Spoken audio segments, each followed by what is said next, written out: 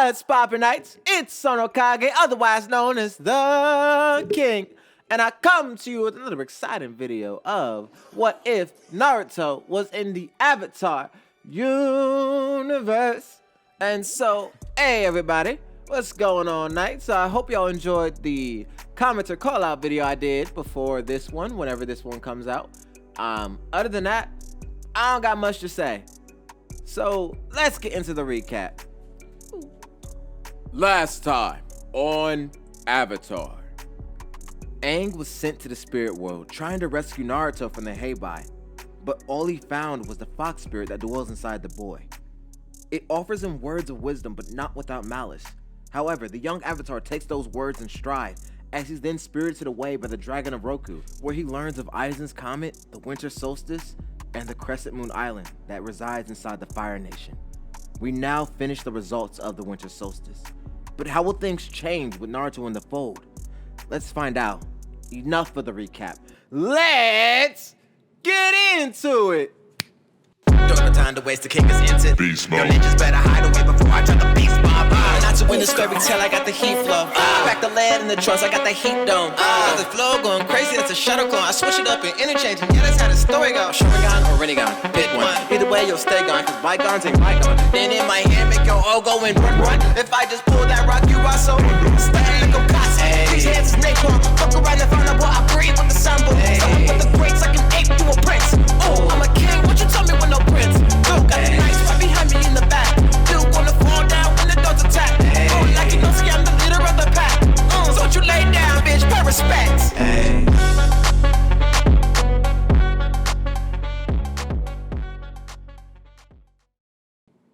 It's the middle of the night. Aang is trying to get Appa to leave without the rest of the gang as he pleads with his bison. Come on! The island is in the Fire Nation. I can't risk their lives just so I can learn more about being the Avatar. If they got hurt, I would never forgive myself. So get your big butt up and fly! And that's when, in the distance, a voice can be heard. Maybe his big butt is trying to tell you something? It was Sokka, standing with his sister and the rest of the villagers as Katara yells, "Please don't leave, Aang. The world can't afford to lose you again. I can't afford to lose you." But that's when Aang yells back, "Katara, I have to speak with Roku." Then Katara smiles in response. "You didn't let me finish, Aang. Don't leave without us." Sokka adds, "Yeah, no way we're gonna let you do this alone." But Aang yells, "It's too dangerous." But that's when he's cut off by Naruto, saying, "Duh, Baldy, that's why we're coming." The rest of the group yells in surprise, "Naruto, where did you come from?" Sokka continues, saying, "Yeah, after we ate, you just disappeared." Slightly embarrassed, Naruto responds, "Well, after you eat good food, you gotta go do your business. After I did, I fell asleep on Appa." Katara, grossed out, says, "Wait, did you wash your hands?" Naruto, defensive, claps back, "And where would I wash them? On the tree?" Katara yells back, "There's water basins in the hut. You don't have that excuse." And that's when Sokka gets a little concerned, saying, "Hey, Katara, I kind of agree with Naruto on this one. If it doesn't touch your hands, you don't need to wash them." That's when Katara slowly turns to her brother, looking him dead in the eyes as she says, "Yes, you do." The sound of their argument is soon drowned out as Aang starts to laugh, his fear now replaced with joy. As the village elder walks up to the boy, he says, "Young Avatar, we placed as many provisions as we could spare on your bison. Now leave quickly if you wish to make it to Roku on time." Aang feels internally grateful. He begins to say, "Thank you. How can we ever—" Go! He is soon cut off by the village elder as he yells, "Go." The gang soon leaves after that. Minutes pass and the Avatar gang is far out of sight. The village leader begins to return to his home when he feels a gentle hand on his shoulder. It's an older man and a young boy that holds a scar over his left eye. As the older man speaks, "Hello, friend. It seems you're up late, having trouble sleeping. I know that feeling all too well. But you see, me and my nephew are searching for the Avatar and his friends. Have you seen them lately?" The village leader is trembling in fear, but the young man Zuko then forms a blade of fire as he states, "All we want is a friendly chat. No need to get violent, okay?" The villager is gently walked into his home by Iroh, and we focus on the Avatar gang flying above the clouds as the sun begins to rise and Zuko in hot pursuit on their steamboat. Iroh chastises the boy. "Prince Zuko, I understand your frustration, but sailing into Fire Nation waters, of all the foolish things you've done in your 16 years, this is the most foolish." Zuko, however, calmly retorts, while still searching the skies for the Avatar, "I had no choice, uncle." To which Iroh yells, "Yes you do, Zuko. You've always had a choice. And right now, your best choice is to be patient, turn this boat around, and wait another day to strike. Or have you forgotten that you were banished?" To which Zuko, again, calmly responds, "I haven't forgotten, uncle. I'm hunting the Avatar. I'm sure my father would understand." To which Iroh, realizing his words simply fall on deaf ears, and quite possibly his own curiosity, he disapprovingly says, "You give my brother too much credit. He's never been the understanding type." But again, Iroh's words fall on deaf ears as Zuko spots the Avatar. There they are! Helmsman! Full steam ahead! And back with the Avatar gang, Katara from the back of Appa yells out, "Aang, we got trouble!" Sokka adds, "Yeah, and it's gaining fast." As they pick up their speed, Zuko arms his artillery, and Naruto covers his nose as he yells, "Yo, Baldy, watch out, they're prepping something." As Katara screams, "Fireball!" Naruto stands up to look as he yells, "It's coming from the right!" Aang then directs Appa to dodge as Sokka notices what Naruto's doing. He stands alongside him as Naruto gasps for air. He thinks back to Farnog and Kiba's face, and he kind of feels a bit guilty about it now. But he then stands up to see a full navy of Fire Nation ships as Zuko on his boat solemnly says, "A blockade." To which Iroh pleads, "You know, technically we're still in Earth Kingdom waters. Turn back now and they cannot arrest you." In the air, Aang yells, "If we fly north, we can go around the blockade. It's the only way." But Katara yells, "There's no time. If we go around, we won't make it." Aang grips Appa's reins tighter as he yells, "This is exactly why I didn't want you guys to come. It's too dangerous." But Naruto yells back, "Oh, shut up. We're already here, right? So how about you focus on dodging those fireballs while I do what a ninja does best?" Naruto smiles and invigorates the rest of the team. As they charge forward, Zuko yells, "They're not turning around." And Iroh pleads, "Please, Prince Zuko, your time will come. If you get captured by the Fire Nation, there's nothing I can do. I urge you, do not follow the Avatar." Zuko bows his head and apologizes to his uncle. He then yells, "Men, full speed ahead. We're running that blockade." As Zuko yells, Iroh turns his head away, and Commander Zhao spots the Avatar. "The Avatar and a traitor. It must be my lucky day." One of his soldiers walks up to him. "Commander, what are your orders?" To which Zhao coldly responds, "Shoot down the bison, Captain." The soldier pauses. "But sir, there's a Fire Nation ship out there." "So be it. It belongs to a traitor." As they raided their arsenal, Naruto yells, and as he does, a giant puff of smoke appears from the back of Appa, and in front of Appa, a crescent dyed black can be seen forming. And as it is soon jettisoned out by Aang using an airbending sweep, the crescent arches, covering the arc of the fleet of ships. As it spreads, it expands to the point where it can be noticed that the crescent isn't a solid. It's a great deal of smaller, sharper objects, flying at incredible speeds towards Zhao and his men. Zhao yells for his men to take cover.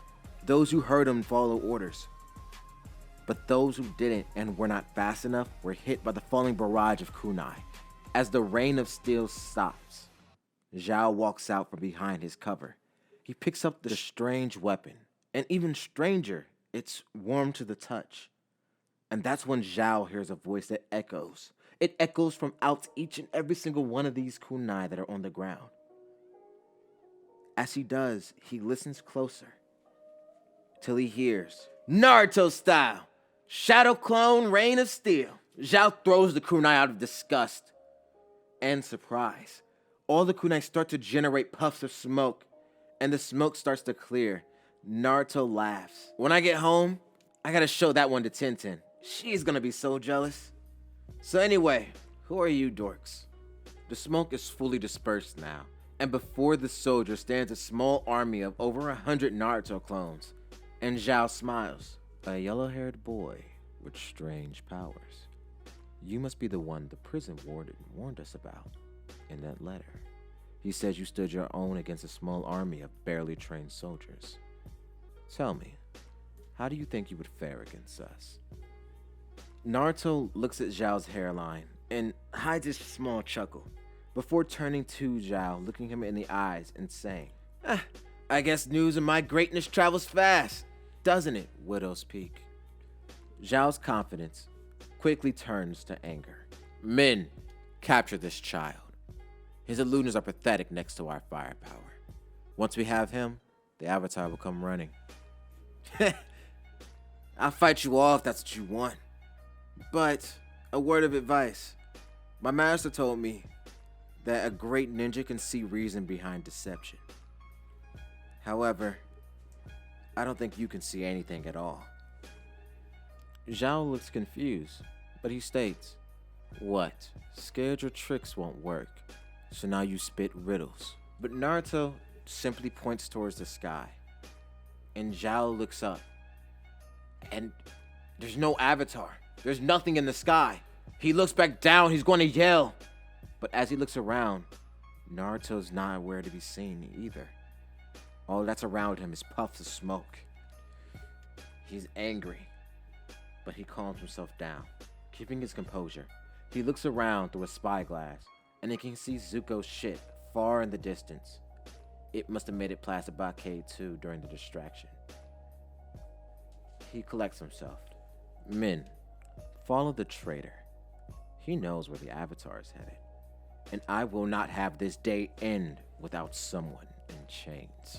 The crew follows Zhao's orders without question. They then begin pursuit of Prince Zuko. While the Avatar gang lands on the Crescent Moon Island, they land a bit away from the temple just to hide Appa. Aang hugs his bison, saying thank you for all the hard work he put in, while Appa just rolls over exhausted. Naruto eats some of the bread the villagers gave him just so he can replenish his chakra. He expended quite a bit, but not enough to drain him. Katara gives Appa some well-deserved belly rubs because Appa deserves belly rubs. She coddles him, saying, "Aw, you must be tired." Sokka says, "Actually, no, I'm all refreshed, rested up and ready to fight some firebenders." His sister places her hands on her hips. She tilts her head with a smug smile, saying, "I was talking to Appa." And Sokka yells back, "Well, I was talking to Momo, who we all know is here." Okay, I'm done with that joke now. The crew walks up to the temple, and Sokka notes that he doesn't see any guards. And Katara hypothesizes, the Fire Nation must have abandoned this temple when Avatar Roku died. Naruto smiles, "Well, then this is going to be easy. Let's go." Naruto rushes in head first, and the rest of the gang follows. Sokka stops them, saying, Wait, I think I heard something. We are the Fire Sages, guardians of the Temple of the Avatar. Great! I am the Avatar. We know. As they're assaulted with fire jets, Naruto and Aang rush forward. Aang dispels the fire with gusts of air. He then sweeps at their legs with an air slash, knocking them all to the ground. Naruto, from the air, yells Shadow Clone Jutsu, sending 8 clothes downward, pinning the sages. Naruto is prepared to stay and fight, but Aang grabs him and they run off. He yells, "Naruto, we have to keep moving." As the gang runs, they meet a fire sage named Shiryu, who directs them through a secret tunnel made by Avatar Roku, and while they traverse this path, Naruto gets a feeling his clones were destroyed. He tells the gang, "Hey, those old guys are on the way, and I think they have backup." After hearing that, the team hasten their pace. As they reach the sanctuary, they find the doors are shut. Sokka asks, can't you just open the door with the firebending? And Xiaoyu reluctantly says, no. Alone, only a fully realized avatar could open that door. What we need is 5 simultaneous fire blasts. It would take all the sages. But Sokka thinks, 5 simultaneous fire blasts? Hey Naruto, do you have any of those paper bombs left? Naruto says no, but Sokka still has an idea. He sees oil lamps around the room. He smiles. He then preps his bombs. This is a little trick I learned from my father. You seal the lamp oil inside animal skin sacks, then Xiaoyu lights off the oil-soaked twine, and boom! Fake firebending. Naruto runs up to Sokka, yelling that that's awesome! He congratulations all around.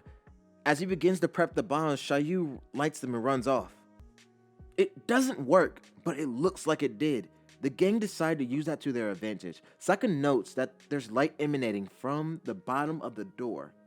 He then thinks they could send Momo through the pipes. And as they do, they go and hide. The sages enter and fall for the trap. As they see a shadow protruding from under the door, Xiaoyu directs them to open the door using their fire.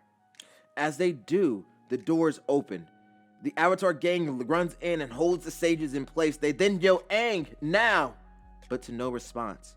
When Zuko and Iroh walk out from behind a pillar, holding Aang, Naruto sees this. He then punches the sage in the gut and rushes after the 2 firebenders who have his friend hostage. But he's then stopped when Zuko puts a blade of fire to Aang's throat, saying, stop right there, Fox Boy.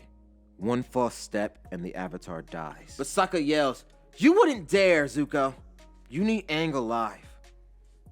But Zuko sternly says, without emotion, if the last airbender is to fall before my father can exact his plan, it would just mean the waterbenders are next. Iroh turns his head away. He wanted to be close so he could protect his nephew in case anything went wrong, but he just shakes his head in disapproval as he thinks, how far has my brother's poison seeped into your veins, Zuko? Naruto yells, calling them a bastard, but all his ears can hear is the sound of Katara crying as she weeps. How? How can you be so cruel? The Fire Nation just takes and takes and takes, and after all the damage you've caused, when will it ever be enough? As she finished crying, her grip on the sage loosens, allowing him to break free. He then pins Katara to the ground. Sokka yells his sister's name, but he too is pinned. As Xiaoyu is grabbed and pinned to the pillar behind them. Naruto looks back. He sees the light about to touch the head of the statue. He knows Aang has to be in there. He sees his friends, Katara and Sokka, pinned to the ground while Katara's in a pool of her own tears. He then looks back to his front to see Aang with a blade of flames to his throat being led down the stairs. As he watched, the world appeared to move in slow motion. As the voices, thoughts, and screams of his head ring loud inside his brain. One voice rings louder than the others. You need power, Naruto. You're still too weak. You need power to save them, right? So you need power to kill them, Naruto. Unleash your rage. Let me direct your furies. Kill them, Naruto. Kill them. Until Naruto finally speaks. Let them go! Zuko ignores the boy, continuing down the stairs, but Iroh stops. Through a calm, but obviously feared voice, he says, Prince Zuko, let the Avatar go right now. Zuko keeps walking, ignoring his uncle, who yells, did you not hear me? Release the Avatar, or we will all die! Uncle, I'm so close to accomplishing my goals. The dream I reached for since my banishment, and you want me to just let it go? But is it worth your life, Zuko? You die now, then what? You'll never retrieve your honor. Interjects Iroh, and Aang adds, Zuko, I know you don't trust me, and you obviously need me alive. Otherwise you wouldn't be kidnapping me. But if you could feel spirits right now, you would understand what your uncle is saying. In the air, there's so much hatred right now. as they hear Naruto scream once more. I said let them go! The air around Naruto grows a heavy crimson aura. As he falls to all fours, his features grow more animalistic, his teeth turn to fangs, his markings on his cheek resemble frayed whiskers. As the sages see this, they shoot massive fireballs at him. But Naruto, like a mindless beast, just turns his hand to backhand them, launching them into a wall. As he looks at Katara and Sokka, they look afraid, but they didn't smile. But Naruto disappears before their eyes, reappearing before Zuko, who just stares into the Naruto's vermilion eyes. And in them, he can only see rage that might even surpass his own. He freezes in fear. As Naruto begins to walk towards Zuko, he says nothing. But Iroh yells, "Zuko, let the boy go!" Zuko does, releasing Aang. His uncle's words are the only things that can reach him over this immense feeling of fear washing over him. Naruto continues to walk forward as Aang yells, "Thank you, Naruto!" and rushes off into the room. The door closes behind him, but Naruto has his sights fixed on Zuko. As Iroh rushes in to protect his nephew, he shoots a large stream of fire from his mouth. Naruto in return roars, launching Zuko and Iroh up to the roof. They hit their backs on the ceiling and fall to the ground unconscious. Naruto continues to walk up the stairs as he stands above the two who lay unconscious. Katara and Sokka run up to him, and Katara yells, "Naruto, that was amazing. Thanks to you, we're safe. You even got Aang in the room." But Naruto doesn't respond. Instead, he holds out his hand, forming a purple Rasengan full of hatred. Sokka pauses before yelling, "Katara, get back! That's not Naruto right now. It's the fox spirit. It's going to kill them." Katara looks at Naruto, and when she sees the attack it's forming, the Rasengan, she knows the destructive power of that attack, and in this form, who knows how much damage it can cause. She feels like she has to stop him, but as she runs up to Naruto, a fireball shoots past her head, knocking Naruto off atop of Iroh and Zuko as the source of the fireball speaks. So the boy has a spirit inside of him. Interesting. Maybe I acted a little too hasty. He almost killed that traitor for us. It was Commander Zhao. Naruto looks at him and smiles, bloodlust clearly behind the sinister grin. Zhao taunts the boy. First cheap parlor tricks and attempts at misdirection. Now you're just a mindless beast. Men, let's do him a courtesy and put the boy down. But Naruto rushes, appearing right before Zhao, before he could even react. In his stunned state, he falls backwards, inadvertently dodging Naruto's attack. But Zhao's guards blast Naruto with all their firepower, engulfing him in flames. But as the flames settle, Naruto's red eyes can be seen through the smoke. And not before long, a gigantic red claw jettisons out, smashing the firebender soldiers through a wall, leaving only Zhao, who is awestruck at the ferocity. The speed, the power on display, it was unlike anything he's ever seen before.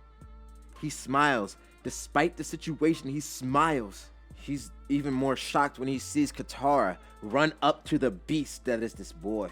He expects the girl to be knocked away, but when she touches him, the beast freezes, stopping all of his forward momentum.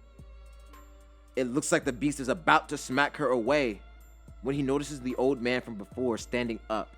He growls as the man walks close, but his face, it bears no ill will. It actually reminds him of someone, but the image of who it reminds him of is hazy. The old man stands before the boy. He places his hand on the boy's head and speaks. "To feel such deep rage and pain for the safety of your friends, young one, you have a deep and caring heart that holds so much pain. I know you must be angry and confused, but you have bested all of your threats today, and the Avatar has achieved his goal. You may rest now. You deserve it." Hearing that, Naruto says a name as he falls from this transformation. He speaks, "Jiraiya Sensei." As he loses consciousness, Iroh strokes the boy's hair and thinks to himself, "I would love to sit down and have a cup of tea with this child. The things he must have seen, the pain in his heart. My nephew could learn a thing or two from him." Iroh then turns to Zhao, who's beginning to stand up. Iroh then tells Zhao, I, Commander Zhao, I know what you're thinking, and don't. You wouldn't be able to handle that power. But the boy's unconscious, Iroh. As a former general, you must know. Someone with that much power, that much fury, would be a great asset to the Fire Nation. He can obviously be controlled.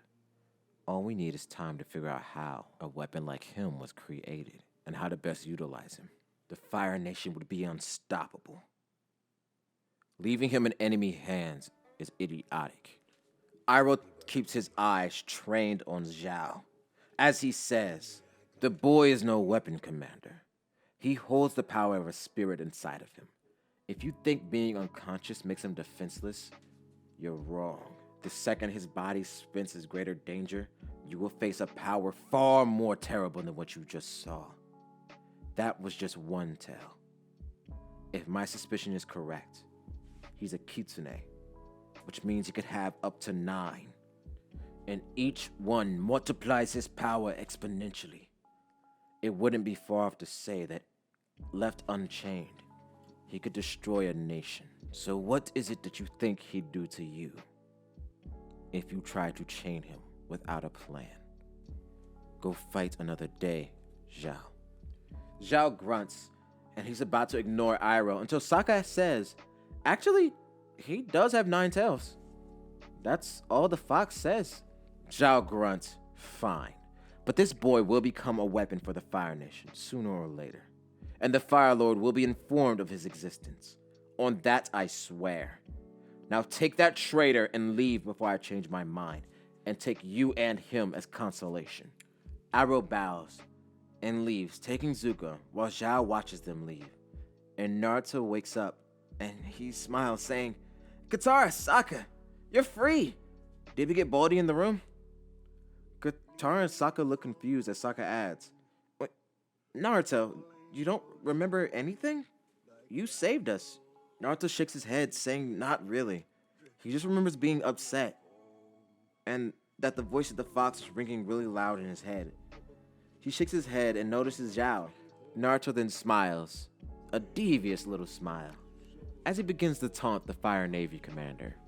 Hey, Widowspeak! I'm surprised you caught up. I guess you really wanted to finish our fight. Zhao groans, frustrated, but he notes that the boy does look refreshed. And not having full knowledge of what this boy can do, like Iroh said, could be dangerous. He knows that in this state, the boy is less likely to be murderous. So he decides to take his challenge, hearing the footsteps of his guards behind him. As the soldiers flood the room, Naruto smiles, forming the sign for the Shadow Clone Jutsu. And while all this is happening, Aang is speaking with Avatar Roku, who imparts his wisdom onto Aang. Listen, Aang, I have something important to tell you. That's why, when you were in the spirit world, I sent my dragon to come find you. Is it about the comet? Asked Aang. Roku nods as he continues. Yes, 100 years ago, Fire Lord Sozin harnessed the power of the comet to launch the first destructive blow on the other nations. Oh, the comet does make them stronger. Interjects Aang while Roku agrees. Yes, stronger than you could ever imagine. But that was 100 years ago. What does the comet have to do with the war now? Listen carefully. By the summer's end, the comet will return, and Fire Lord Ozai will use its power to end the war once and for all. And if it succeeds, even the Avatar won't be able to bring balance to the world again. You have to defeat the Fire Lord before the comet arrives. But I haven't even started learning waterbending, not to mention earth and fire. Aang's voice heightens in pitch because he's nervous. The prospect of battling the Fire Lord and learning the elements in such a short time? Aang panics. What if I can't master the elements? What if I fail? I know you can do it, Aang, for you have done it before. I am a part of you, but it would appear the solstice is ending. If you need to speak with me again, you will find a way. Roku also notes. Your friend, outside, the spirit child, he has the ability to be your greatest ally or your worst enemy. As long as you aid him with his goal, he will aid you with yours. But if at any moment he feels true rage, you need to help him find his senses. Find his spirit within his body and speak with him. You can do that. I will, Roku. Aang bows. As he leaves that world, the doors open for him. He walks out to see his friends tying Commander Zhao and a few of his soldiers up to the pillars with chains. While Naruto and Sokka are drawing on Commander Zhao's face, they laugh maniacally. Katara sees Aang and runs out to hug him. They greet each other. Aang asks what happened here, so Sokka tells him. Okay, so after Naruto went off Spirit Fox, he pretty much single-handedly all these guys here.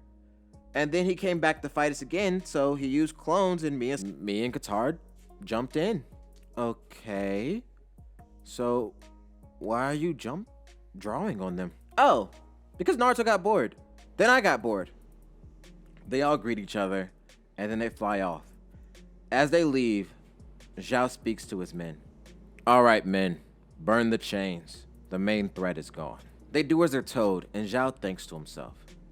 Our enemies are the Avatar and a spirit with enough power to level a nation. We can't afford to take the threat of the Avatar lightly anymore. And the only firebender with knowledge of the spirits are my old traitor of a master and the fallen General Iroh.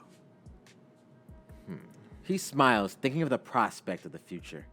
He then tries to wipe the marker off his face, then realizes it was permanent ink. As he curses himself, the Avatar gang is in the sky, and Uncle Iroh is mending Zuko's wounds. Zuko just wakes up. Uncle, I'm sorry. Iroh offers his nephew a gentle smile. It was your first time coming face to face with a spirit, especially one with that amount of hatred contained in its heart. It was bewildering to even me. But Zuko shakes his head. He opens his mouth to speak, but words don't follow. He holds himself back from asking what he wanted to, instead choosing, how were you able to stand against that beast? Iroh turns and sits before his nephew. To stand before any spirit, you must achieve balance within yourself. But that boy was no beast like you claim. He has experienced pain. But get some rest. We'll talk again soon. Zuko listens to his uncle and goes to sleep. While Naruto meditates on the back of Appa while everyone else rests. Hey, Fox. I wanted to say thank you for saving everybody. But didn't you tell me not to use your power? Why did you go out of your way to tempt me? I said you shouldn't use my power. I never said not to. But why, though? I don't get it. We're friends, right? I trust you. We are not friends, Naruto. Every time you use my power, every time your rage grows, your control slips. And I take every single bit of that to key. No matter what you do, Naruto, if you use my power, you'll stop being yourself. And I'll have free roam and control of your body. And I'll finally be free of this prison. Well, whatever. Be that as it may, I'm not using your power anymore. I need to prove to you that I can earn your trust. I'm not quitting until I get rid of all that hatred inside of you. Still talking big, huh, kid? Fine. You can see how long you survive without my power. But if at any second I think you're going to die, I'm taking control. That's as far as my trust will go. So you do trust me? No. I just refuse to be in debt to some snot-nosed brat for releasing my cage. That's it. And I think that's where we're going to end this one for now. Did you like it? Did you hate it? What you rate it? Jesus Christ. This one was fun to write. If you watch the comments or call out one, I didn't give a spoiler, but I definitely said, like, this one's going to have some big developmental stuff for Zuko, Iroh, Zhao, and Naruto. Those 4 characters are going to get some big buffs and some big love. So, I really hope you enjoyed the part. To be honest, I don't got much more to say. Watch the comments or call out video. Listen to the Sasuke rap. Probably gonna link them both in the description because I'm proud of them. I think they came out really nice, and I want you to see. Also, a lot of big updates in the comments or call out. So if you want to know stuff that's going on with the channel, watch it, y'all. Other than that, not much more to say. Other than OnoKage out.